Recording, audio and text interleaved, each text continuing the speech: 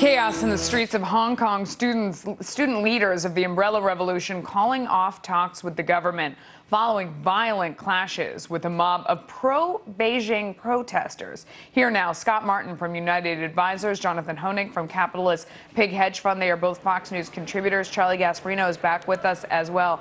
Jonathan, let me start with you. I mean, this is just getting bigger and bigger.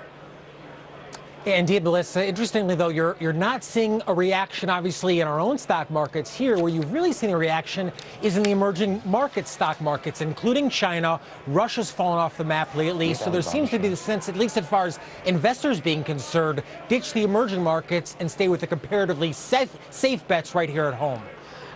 Scott, I mean, the show's called Money, so we're looking at the financial implication of all of this, and there are two that stick out right away. I mean, this is a financial center, of course, so all this disruption cannot be good. They're saying that there is now permanent damage to this hub. Also, this is one of the busiest times of year for industry there. I mean, it's China's National Day. It is as if this was going on during our holiday season and no one is able to shop and no one is able to do anything. What's the economic impact, do you think? It's huge, to your point, Melissa. In fact, this part of the year is attributable to much of the activity that happens during the year. So this is a very bad timing sense. And to take Jonathan's point further, I mean, look no further than one of Asia and Hong Kong's biggest trading partners, Europe, which is already in enough trouble on its own, but now is getting affected by this unrest. So, Melissa, as this goes on, as you mentioned, with now the pro-Beijing people stepping in and opposing this movement, democracy, you're talking about a major issue with the push and pull that's probably going to make things a lot worse than before it gets better. I'm not ready to throw in the towel on this thing. I'm sorry, I just hit my phone. But the reason why is because I was looking up shares of Alibaba. Hello. I was looking up shares of Alibaba because I think this is kind of tied to this unrest. If you see a government crackdown here, you are definitely going to see shares of Alibaba tank. And this is messy. But, you know, they're handling it. It's not so bad.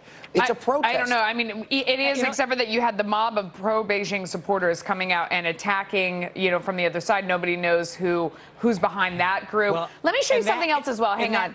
Because there was also the I mean, this kind of tells you a little bit about the sentiment. The 22-year-old daughter of Hong Kong's chief executive was online bragging about her taxpayer-funded purchases on social media. She wrote in response to haters, she says, quote, "This is a beautiful necklace bought at Lane Crawford, funded by all you HK taxpayers, Hong Kong.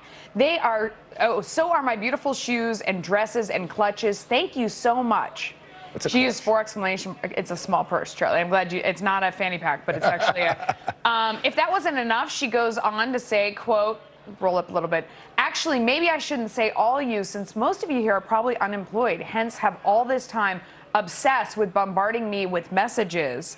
I mean, this is like the president's daughter online talking about how she's buying stuff with taxpayer money. You do realize that democracy is messy, and what's great about what's going on there is, unlike Tiananmen Square, we don't have, you know, guns and tanks and no one's dead yet. And I will say this: if they come out of this in some peaceful way, what it will show is this: that free markets create freedom. And that this country Jonathan, has, and it's a good thing for this country. Respond to Charlie. And people should be outraged, Melissa. I mean, this young woman is, in my opinion, despicable. She says she wants to emulate the Hilton sisters, but you know what? At least someone in the Hilton family made that money. This money, as she even points out, was taken from Hong Kong taxpayers. This girl needs a very long detention. Well, what do you think about the bigger issue, Jonathan? Jonathan, I'm surprised you're not piping some of what I say, because if they don't crack down, this means that the free markets have instilled a degree of personal freedom in that country. That country is going through a messy democratic evolution, which ain't a bad thing. All right.